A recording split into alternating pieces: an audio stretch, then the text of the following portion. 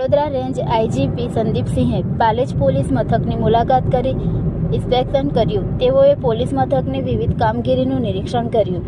વડોદરા રેન્જના આઈજીપી સંદીપસિંહ ભરૂચના પાલેજ સ્થિત પોલીસ મથકની મુલાકાતે આવ્યા હતા.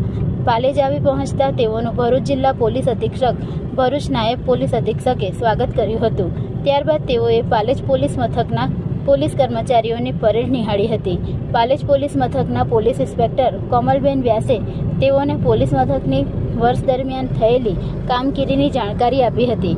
મીડિયા સાથેની વાતચીતમાં તેઓએ જણાવ્યું હતું કે આજરોજ અમારી કચેરી દ્વારા ભરૂચ જિલ્લાના વાર્ષિક ઇન્સ્પેક્શનની શરૂઆત કરવામાં આવી છે. એ અનુસંધાને મારા દ્વારા પાલેજ પોલીસ મથકની મુલાકાત લેવામાં આવી છે, જેમાં ગયા વર્ષ કરતાં આ વર્ષના 8 માસમાં ગુનાની શું પરિસ્થિતિ છે, આગળ શું કરી શકાય એ વિશે એસપી સાથે, ડીવાયએસપી સાથે અને પીઆઈ સાથે ચર્ચા કરવામાં આવી છે. રેકોર્ડની ચકાસણી કરવામાં આવી છે. અત્યારે ગુજરાત પોલીસ એક નવા અભિગમ સાથે 3 વાત તમારી 3 વાત અમારી એ માટે દરેક ગામડાઓમાં જઈને લોકોની સમસ્યા સાંભળી છે. એને પણ વધુ અસરકારક બનાવવા માટે સૂચના આપવામાં આવી છે. એની સાથે સાથે તેરા તુજકો અર્પણ જે મુદ્દામાલ પોલીસ પાસે હોય એ નાગરિકોને પરત મળે એના માટે પણ જે ફરિયાદો કરવામાં આવી છે એની પણ સમીક્ષા કરવામાં આવી રહી છે. મને એ વાતની ખુશી છે કે ગયા વર્ષ કરતાં પાલેજ પોલીસ મથકમાં અકસ્માતના ગુના ઓછા બન્યા છે.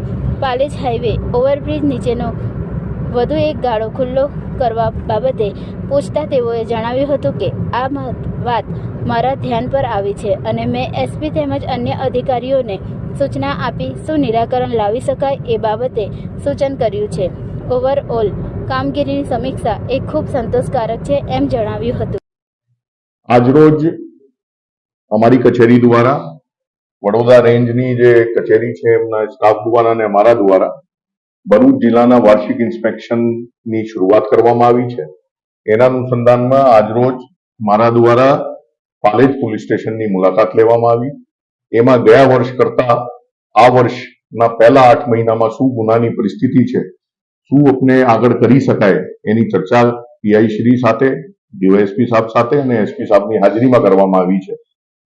રેકોર્ડની જે છે ચકાસણી કરવામાં આવી છે અને વહીવટી જે મુદ્દાઓ છે એના લગતી પણ સૂચનાઓ આપવામાં આવી છે.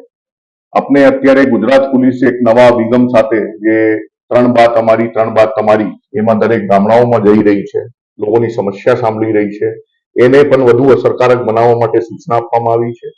એની સાથે સાથે તેરા તુજકો અર્પણ જે સ્કીમ છે, જે મુદ્દામાલ પોલીસની પાસે હોય એ